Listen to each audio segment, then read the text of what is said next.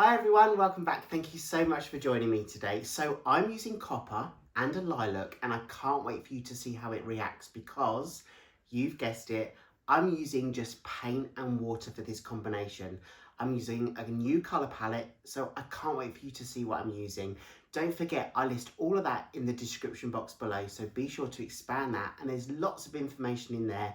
I don't keep anything secret. All my ratios and all my consistencies are there for you to see. So, as always, thank you so much for being here. Let's see what we can create. So here's the colour palette for today. You can see I'm using 3 different brands of paint, Arteza, Amsterdam and Pebeo. I've got a gorgeous pearl purple, a lilac and a gorgeous copper along with that green turquoise and that blue. I will list all my paints and their consistencies in the description box, and today I'm using just paint and water. My ratio for this combination is 1 part paint to 1 part water, and I can use that because of the brands of paint that I'm using. So just do a drip test just in case you're using different brands to make sure you've got a good flow and good consistency before you start to pour. So let's get on with today's creation. I've shown you the consistencies. That's my colour palette. Let's go. So I'm now going to place the paint 1 colour at a time on the canvas. I'm also going to do maybe like a wave design to start with, and then it's going to transform because when I add the copper, I need to add a little bit more paint to really make this painting pop. So let's get the paints on the canvas, as I say, 1 colour at a time, and then we'll blow them out.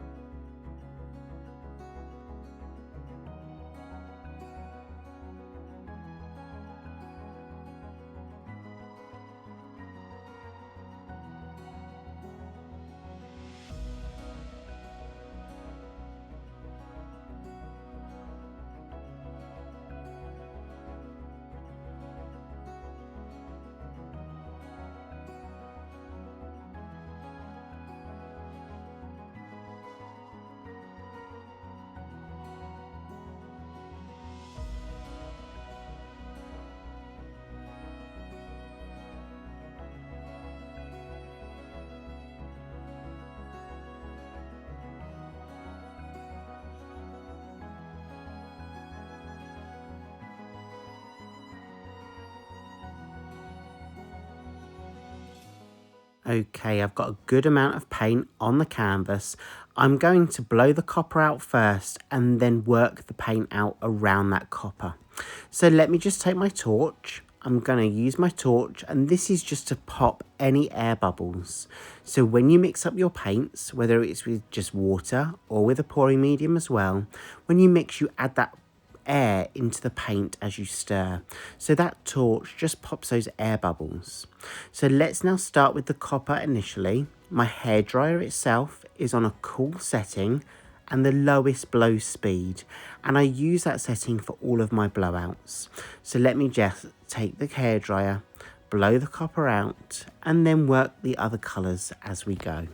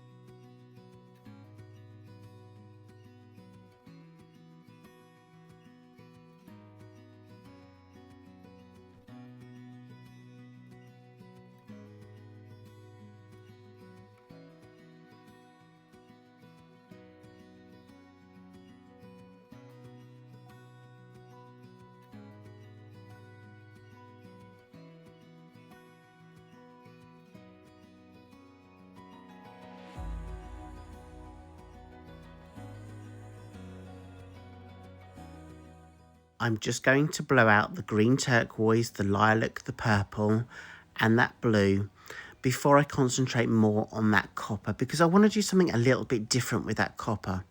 This wasn't intended to be a wave. I don't want this really to be a wave, but I do want some more detail where that copper lays. So I'm just going to add a little bit more paint in this corner. It's just not enough to get that volume of paint over that corner and down that edge. So I'm just going to add a little bit more of that blue and then blow that out with the hairdryer. And remember, the hairdryer itself is on a cool setting and the lowest blow speed. Okay, so let's now concentrate on this copper corner. I don't want so much of that copper. I am going to add a little bit more of the colour to this area because I really want that copper to work with those colours to create some cells. And I think I can achieve that because the paints I'm using are different densities, and by using different densities of paint together you can create cells naturally.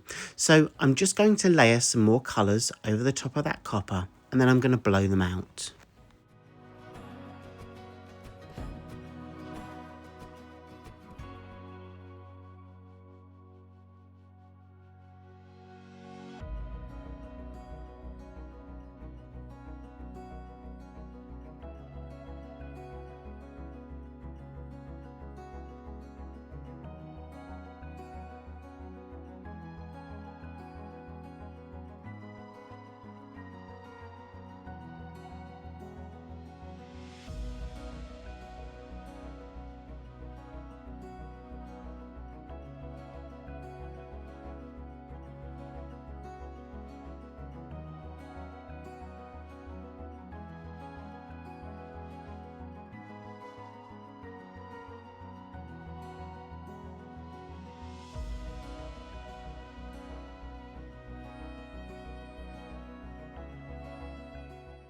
That's much better now I've added those colours on top.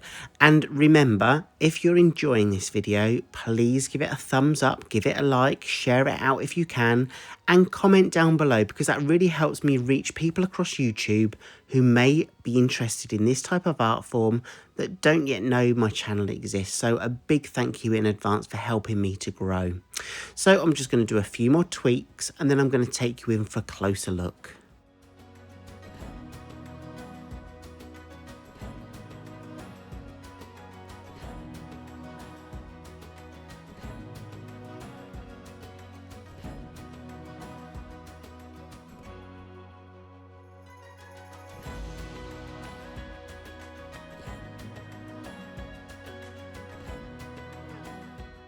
So here we go. This is a close-up of the wet version. I've tidied up my sides, and when I say I've tidied up my sides, what I mean is I take all the drips of paint from the side just with a palette knife or a spatula just to tidy those up, and then I stand this painting to dry for a couple of days. It'll probably take about 24 hours to dry to touch, but a good couple of weeks to fully cure before I add a layer of varnish over the top. And that's the same with all my paintings, but obviously you need to adjust those times depending on the drying conditions you have wherever you are in the world. So I'm going to let this dry and then I'll take you in for a close-up of the dry version.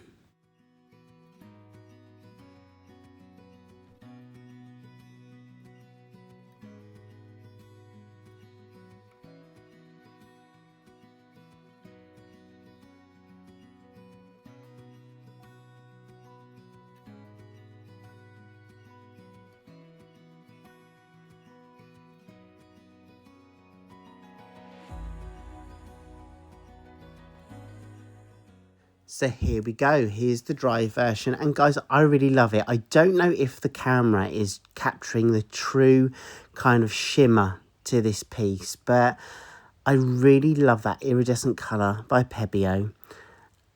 And that copper works really well with that purple and that lilac. So it's a win-win. I really love this piece, and yeah, what more can I say? It's a colour palette that I've not really used before, so I'm really proud of the way this one's turned out. Thank you so much for joining me today. I really do appreciate each and every one of you and all of your support, and I really hope I get to see you again in the next video. Take care everyone, and I'll see you soon. Bye.